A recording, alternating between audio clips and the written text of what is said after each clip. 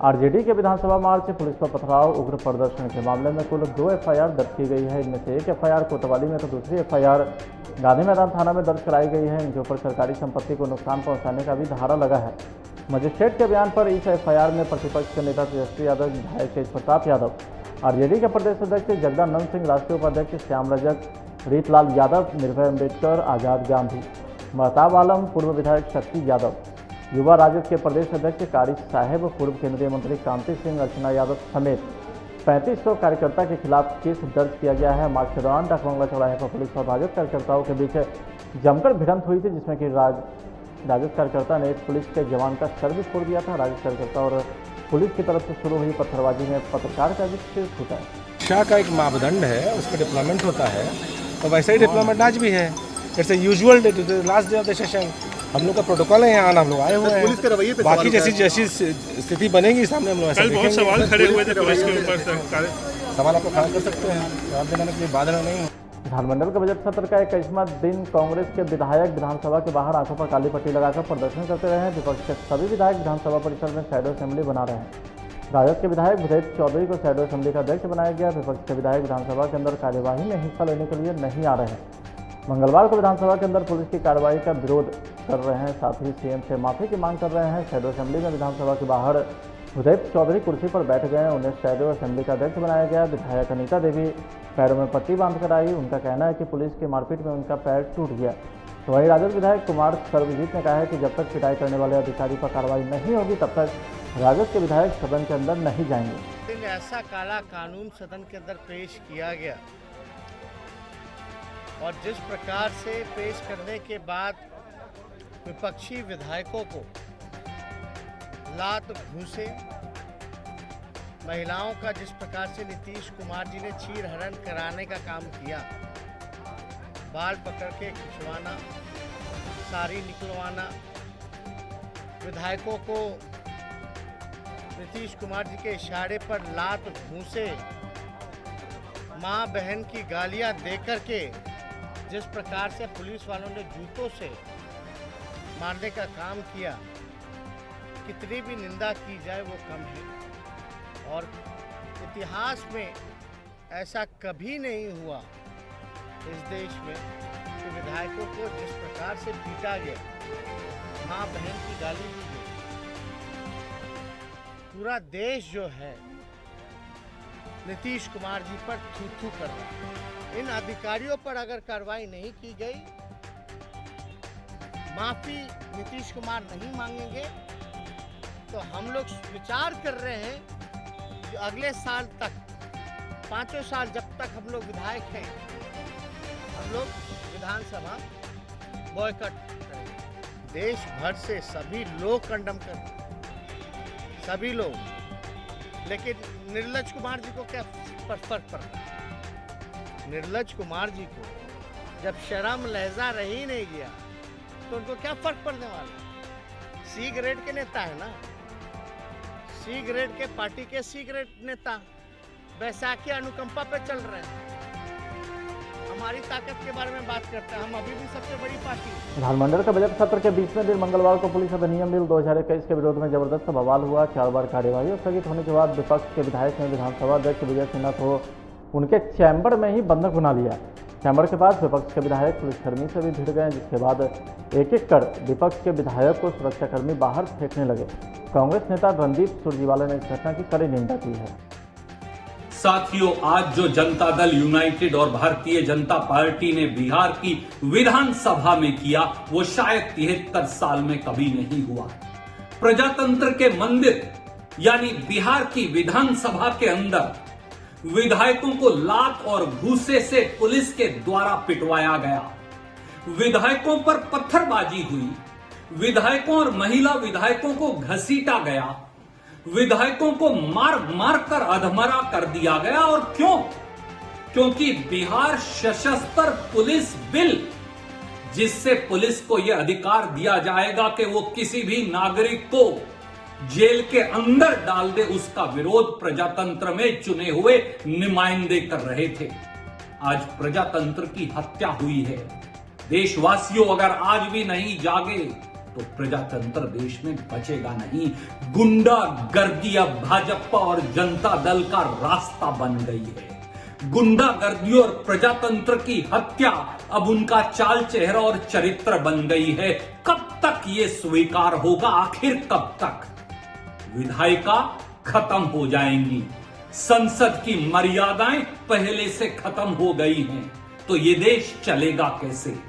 चुने हुए प्रजातंत्र और चुने हुए विधायकों के अधिकारों का अगर ऐसे हनन होगा, अपमान होगा, और इसका संविधान बच नहीं पाएगा। आज जिम्मेवारी है हर एक नागरिक की। आइए उठिए और आवाज उठाइए इस जुल्म के खिलाफ, इस तानाशाही के खिलाफ, इस गुंडागर्दी के खिलाफ जो भारतीय जनता पार्टी और उसके मित्र दल बिहार और पूरे देश में फैला रहे हैं। आज आवाज उठाने का समय है। जो आवाज नहीं उठाएगा वो भी गुनाहगार कहलाएगा। इसलिए इस पर चिंतन करिए और देश के हर नागरिक को, बिहार के हर नागरिक को अब अपनी आवाज मिलकर बुलंद करनी पड़ेगी ताकि तानाशाही सरकार का अंत हो। जय हिंद। छत्तीसगढ़ के नारायणपुर जिले में नक्सलियों ने डीआरजी जवानों से भरी बस में ब्लास्ट कर दिया है। इस हमले में 5 जवान शहीद हो गए हैं जबकि 14 जवान घायल हैं। ब्लास्ट के दौरान बस में 24 जवान सवार थे। सूचना मिलते ही बैकअप फोर्स को मौके पर रवाना कर दिया गया। सभी जवान एक ऑपरेशन में शामिल होने के बाद लौट रहे थे। छत्तीसगढ़ के डीजीपी डीएम अवस्थी ने घटना की पुष्टि की है। बस्तर के आईजी टी सुंदरराज ने बताया कि नारायणपुर में नक्सल विरोधी अभियान के बाद डीआरजी फोर्स वापस लौट रहे थे। इसी दौरान एक आईईडी ब्लास्ट में बस के ड्राइवर समेत 5 जवान शहीद हो गए हैं। बीएसएफ के पूर्व कमांडेंट ललित सिंह ने नक्सली हमले की निंदा की है। आज शाम के समय छत्तीसगढ़ के नारायणपुर से 55 किलोमीटर दूर काडेनार धोड़ाई के एरिया में जब सिक्योरिटी फोर्सेस की बस जो डीआरजी के जवानों के साथ थी, उसके ऊपर नक्सलियों ने आईईडी का इस्तेमाल करके उस बस को उड़ा दिया। उसका दुर्भाग्य जो हालात है उसमें 5 जवान शहीद हो गए और 16 जवान घायल हो गए। एयरलिफ्ट के द्वारा तुरंत उसको रायपुर हॉस्पिटल के अंदर एडमिट भी किया गया है इंजर्ड लोगों को। लेकिन सबसे बड़ी बात है कि वहाँ पे लगभग 10 सालों से इस तरह की नक्सली हिंसा की कार्रवाइयाँ लगातार होती हैं। मैं आपको बताना चाहता हूँ कि उस इलाके में सिक्योरिटी फोर्सेस की जो शहादत है, उनके जज्बा है, वो बहुत काबिल तारीफ है। लेकिन सवाल इस बात का है कि सिक्योरिटी फोर्सेस लगातार अपन चौकसी और अपने बेहतर रेकी और प्रोटेक्टिव गश्तों के बाद भी अपना नुकसान उठा लेती है। उसके कुछ खास कारण है कि नक्सलियों को बेहतर ढंग से उनको आर्थिक और बहुत तरीकों से समर्थन कुछ राष्ट्र विरोधी तत्व भी दे रहे हैं। मैं आपको बताना चाहता हूँ कि भारत सरकार और राज्य सरकार मिलकर सिविक एक्शन भी चला रही है, लेकिन नक्सली अपने देश के जरूर हैं, लेकिन उनकी जो राष्ट्र विरोधी जो हरकतें हैं, अब उनके लिए सफाया वाला उनके हाइड आउट को पूरी तौर पे खत्म करना निहायत आवश्यक है। मैं आपको बताना चाहता हूँ आईटीबीपी, बीएसएफ, सीआरपीएफ उन्होंने अपना पोस्ट भी वहाँ पे अख्तियार कर लिया है। लेकिन फिर भी कल का जो इंसिडेंट है वो बहुत दुखद और बहुत ही खतरनाक साजिश है। मैं मान कर चलता हूँ कि इन नक्सलियों के साथ कुछ न कुछ तालमेल भी हो रहे हैं और महाराष्ट्र, झारखंड, बिहार में भी इस तरह योजनाबद्ध तरीके से नक्सली हरकत कर रहे हैं, जिसके ऊपर सिक्योरिटी फोर्सेस चौकस है, नकेल भी कस रही है। लेकिन और भी इनको सख्त एक्शन की आज जरूरत है और जिसके लिए सरकार को प्रतिबद्ध होना पड़ेगा और तभी ये समाप्त होंगे और ये आज की जरूरत है। होली और शब बारात पर्व को लेकर के पटना सिटी के आलमगंज स्थित गुलजारबाग स्टेडियम में शांति समिति की बैठक का आयोजन किया गया, जहां अनुमंडल के सभी थानाध्यक्ष के साथ कई गणमान्य लोग भी मौजूद रहे। इस बैठक में होली और शब बारात पर्व के दौरान शांति बनाए रखने के लिए कई मुद्दे पर विशेष चर्चा भी की गई। तो वहीं पटना सिटी एसडीओ मुकेश रंजन का कहना था कि होली और शब बारात पर्व में शांति बनाए रखने के लिए सभी थानाध्यक्ष के साथ बैठक की गई। निर्णय लेंगे और कोविड-19 का क्या निर्देश आप जारी करते हैं? आज की बैठक का मुख्य उद्देश्य जो आगामी हमारा होली त्यौहार और शब बारात का त्यौहार अभी होने वाला है 28 से लेकर 30 तक, इसको लेकर के किस तरह की सावधानियां बरती जाए और किस तरह के पूर्व के जो हमारी परंपरा रही है वहाँ पटना सिटी क्षेत्र का, उसको लेकर के सुझाव प्राप्त किए गए हैं और सरकार की जो गाइडलाइंस अभी कोविड-19 को देखते हुए आए हैं उसके बारे में जानकारी दी गई है लोगों को, ताकि उसका अनुपालन करते हुए ही सभी तरह के त्यौहार का आयोजन फोर्स का क्या इंतजाम किया गया विधि व्यवस्था के दृष्टिकोण से सभी तरह की तैयारियां हैं। सभी संवेदनशील स्तरों पर दंडाधिकारी और पुलिस पदाधिकारी और पुलिस बल की प्रतिनियुक्ति है, लगातार गश्ती किए जा रहे हैं और सभी तरह की छापेमारी और कार्यक्रम व्यवस्था को लेकर के किए जा रहे हैं। कोविड-19 को विशेष रूप से आप देखें, क्या निर्देश जारी करते, किस तरह के आयोजन को रोक लगाया गया है और किस तरह के आयोजन कोविड-19 को देखते हुए, जैसे कि सभी लोगों को पूर्व से भी जानकारी है, अब हम लोग फिर से सार्वजनिक स्थलों पर किसी भी तरह के मिलन समारोह के मिलन समारोह के कार्यक्रम पे रोक हो गई है। किसी तरह का आयोजन की अनुमति नहीं दी जा रही है। लोगों से यही अपील की गई है कि लोग जो है अपने पर्व त्यौहार का सम्मान करते हुए अपने पर्व त्यौहार का आयोजन सीमित क्षेत्र में और अपने घर से ही अधिक से अधिक करें। तो वही होली पर्व को लेकर के राजधानी पटना में अवैध शराब के विरुद्ध लगातार छापेमारी अभियान चलाया जा रहा है। इसी क्रम में पटना सिटी के चौक थाना की पुलिस ने कैमसिको इलाके से एक टियागो गाड़ी से भारी मात्रा में देसी शराब के साथ 2 तस्कर को गिरफ्तार किया।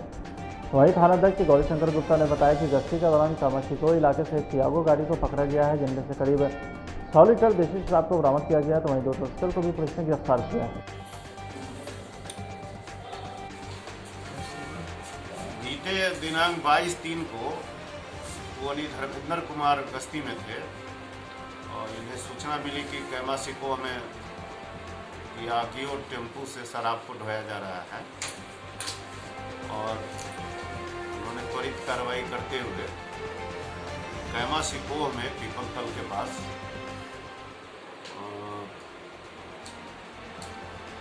टियागो टेम्पू को उन्होंने शराब और उस पर बैठे हुए 2 सवार व्यक्ति के साथ उन्होंने पकड़ लिया।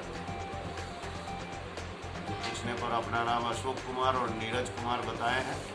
दोनों ही किला रोड के रहने वाले हैं और उनके पास से टियागो टेम्पू और तकरीबन 100 लीटर देसी शराब की बरामदगी की गई। दोनों को गिरफ्तार कर प्राथमिकी दर्ज की गई है। सर होली पर हिरासत में ले रहे हैं। सर होली पूछताछ में क्या पता चला सर, कहाँ से कहाँ लेके जा रहे हैं? ये जो प्रारंभिक पूछताछ में बताया है कि ये किला घाट से गोलू नाम का व्यक्ति का शराब लेकर के पटना ले जा रहा है। पटना में कहाँ ले जा रहा था इसका पता नहीं चल पाया है। हम लोग इसका छानबीन कर रहे हैं।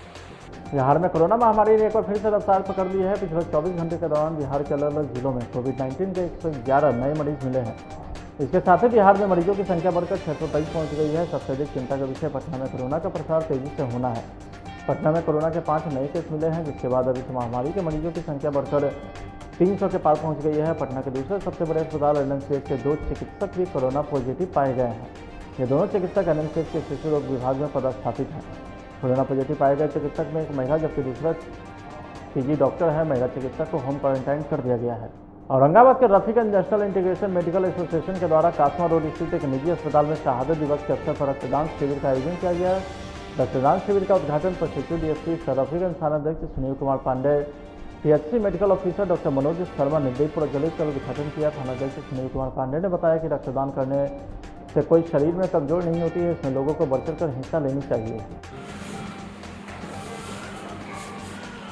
जैसा कि आज हम सभी भारतवासी जानते हैं कि आज हमारे देश में शहीद दिवस है। आज के दिन हमारे भगत सिंह, राजगुरु और सुखदेव सिंह ने अपने शरीर को देश के नाम समर्पित कर दिए थे और आज उनकी याद में हम शहीद दिवस मनाते हैं। इस वर्ष भारत में NIMA national integrated medical association ने ये फैसला लिया कि आज का दिन हम लोग रक्तदान करके उन शहीदों को सच्ची श्रद्धांजलि अर्पित करेंगे और पूरे विश्व में एक दिवस से अत्यधिक रक्तदान करने का मिसाल कायम करेंगे। ये मिसाल कायम कर हम अपने शहीदों को सच्ची श्रद्धांजलि अर्पित करेंगे और पूरे देशवासियों में एक प्रेरणा का स्रोत बनेंगे और प्रेरणा फैलाएंगे कि हम रक्तदान करके अपने देश के लिए उतना ही अच्छा मर्यादित कार्य कर सकते हैं जितना हमारे शहीद लोगों ने अपने देश को आज़ाद कराने के लिए किया।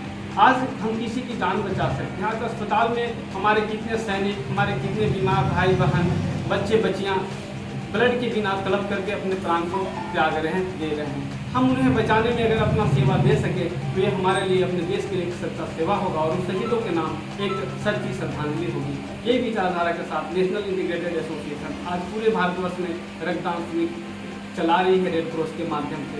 ये रफीगंज में हम लोग ये कार्यक्रम को कर रहे हैं मातृ सदन अस्पताल में। और आज हमारे यहाँ हमारे DSP साहब, हमारे चिकित्सा पदाधिकारी और हमारे फहद जी, हरिंदर सिंह जी, राजू गुप्ता जी, त्रिकाल जी, शुभम जी और उनके समस्त साथी टेकारी से शिवशंकर जी, नगेंद्र जी, संजय मिश्रा जी, लगभग हम लोग यहाँ अभी तक 21 व्यक्ति ब्लड डोनेट कर चुके हैं और अभी एक क्रम जारी है जो आगे शाम 4 बजे तक चलता रहेगा। जो रक्त कलेक्ट किया गया है उससे क्या होगा? ये ब्लड जो है कि औरंगाबाद रेड क्रॉस सोसाइटी में जाएगा और वहाँ के माध्यम से आसपास में जहाँ भी इसकी जरूरत पड़ती है, जैसा कि आपको पता है कि औरंगाबाद जिला का ब्लड जो बैंक है, यहाँ से ब्लड का सप्लाई जमुहार मेडिकल कॉलेज, गया medical college, Patna medical college तक दिया जाता है। और इन मेडिकल कॉलेज के यहाँ पूर्ति होती है और जो प्राइवेट हॉस्पिटल हैं, जो रजिस्टर्ड हॉस्पिटल है, वहाँ भी जिनको आवश्यकता होती है उन्हें भी वहाँ से ब्लड की आपूर्ति की जाती है। मधुबनी के बलिराजगढ़ का इतिहास मौर्य काल से भी पूर्व का माना जाता है। बलिराजगढ़ को भारत सरकार के अनुसंधान विभाग ने अपने प्राधिकरण में रख लिया। यहाँ भारत सरकार के द्वारा सुरक्षा अधिकारी को रखकर इसकी सुरक्षा करवाई जाती है, लेकिन यही रक्षक जब भक्षक बन जाए तो फिर सोचिए क्या हो सकता है। बलिराजगढ़ की देखरेख के लिए वन विभाग के चौकीदार मनोज कुमार को रखा गया। पिछले 2 सालों से यहाँ वो कार्यरत है, लेकिन उनके कार्यकाल के रक्षा से ज़्यादा बलिराजगढ़ का नुकसान हुआ है। जब हमारे रिपोर्टर ग्राउंड जीरो पर इसके प्रसार करने पहुंचे तो देखे कि एक जिंदा पेड़ की कटाई चल रही है। जब आदमी से बात किया गया तो उनका कहना था कि चौकीदार ने बोला है इस पेड़ को काटने को। अच्छा, ये मनोज जी कटवा के फेंके हैं इस तरफ। ये पेड़ कैसा था? काफी मोटा पेड़ था क्या? तो काफी हैवी पेड़ लग रहा है दिखने में। पटना सिटी के खटकला थाना क्षेत्र अंतर्गत छोटी पहाड़ी स्थित सरकारी स्कूल के समीप एक मकान में शॉर्ट सर्किट से आग लग गया। तो वहीं आग लगने से स्थानीय लोगों में हड़कंप मच गया। जहां स्थानीय लोगों के द्वारा आग पर काबू पाने की कोशिश की गई तो वहीं सूचना मिलते ही मौके पर पहुंची फायर ब्रिगेड की एक यूनिट को कड़ी मशक्कत के बाद आग पर काबू पाया गया। जहां पीड़ित व्यक्ति अमित कुमार सिंह ने बताया कि शॉर्ट सर्किट के कारण पहले कुकर में आग लगी, तो वहीं देखते देखते आग पूरे कमरे में लग गई, जिससे घरों में रखा कूलर, पलंग, अन्य सामान जलकर राख हो गया। तो वहीं आग लगी में लाखों की संपत्ति जलकर नष्ट हो गई। ऊपर अकेले पहले कूलर में आग लगा, उसके बाद ऊपर का रूम में आग लगी। ये कहाँ पर आग लगा है? कौन सी जगह है ये? छोटी बाजार है ये, पूरा छोटी वार्ड नंबर 7। कितना का क्षति हुआ है आपका? सामान लगाना था, फिर भी लमसम लाख रुपये। मुजफ्फरपुर जिले के एक स्कूल के प्रधानाध्यापक पर राष्ट्रध्वज का अपमान करने का आरोप लगा है। दरअसल परिवारवादी के अनुसार झंडोत्तोलन के दौरान प्रधानाध्यापक के द्वारा राष्ट्रगान नहीं गाने और तिरंगे को सलामी नहीं देने को लेकर कर बुधवार को मुजफ्फरपुर कोर्ट में एक परिवार दायर हुआ है। दरअसल मामला गायघाट प्रखंड का है, जहां प्रखंड क्षेत्र के उत्क्रमित मध्य विद्यालय दहिला के प्रधानाध्यापक नजरे आलम ने गणतंत्र दिवस के अवसर पर राष्ट्रध्वज के अपमान करने का आरोप बोचहा निवासी आचार्य चंद्र किशोर पराशर ने लगाया और मुख्य न्यायिक दंडाधिकारी की अदालत में एक परिवाद दायर करवाया है। मुजफ्फरपुर जिला अंतर्गत गायघाट प्रखंड के दहिला ग्राम स्थित हाई स्कूल, सरकारी हाई स्कूल के हेडमास्टर नजरे आलम ने 26 जनवरी गणतंत्र दिवस समारोह में तिरंगे को सलामी नहीं दिया और राष्ट्रगान नहीं गाया तथा भारत माता की जय नहीं बोला।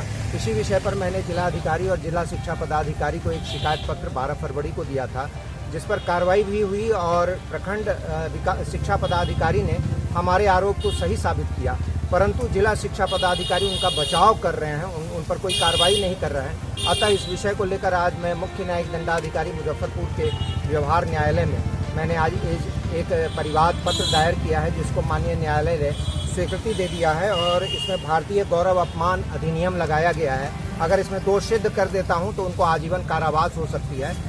हमारे केस की अगली तारीख 5 अप्रैल को है, उस दिन हमारी सुनवाई। किन पर परिवार दर्ज करवाया?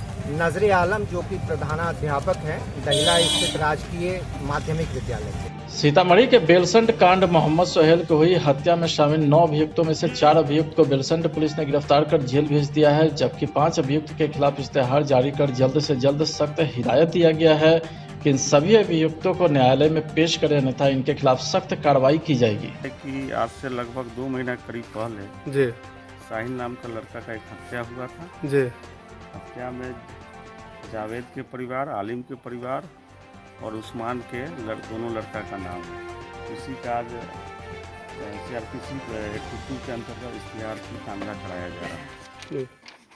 इसमें से 4 आदमी अरेस्ट करके भेजा गया था, 5 आदमी का इश्तिहार का मामला कराया जा रहा है। मुजफ्फरपुर जिला कांग्रेस कमेटी के द्वारा जिलाध्यक्ष अरविंद कुमार की अध्यक्षता में एक प्रेस कॉन्फ्रेंस का आयोजन किया गया। इस कार्यक्रम में मुख्य रूप से जिला सह प्रभारी प्रवेश मिश्रा ने प्रेस को संबोधित करते हुए बताया कि अखिल भारतीय कांग्रेस कमेटी के निर्देशानुसार बिहार के सभी जिला संग्रहालय पर किसान विरोधी काले कानून, लोकतंत्र की हत्या, व्यापक महंगाई के खिलाफ एक दिवसीय धरने का आयोजन करेगी। इस धरना के माध्यम से गूंगी और बहरी राज्य सरकार को जगाने का भी कार्य करेंगे, साथ ही आम जनों को इसे बताने का भी कार्य करेंगे।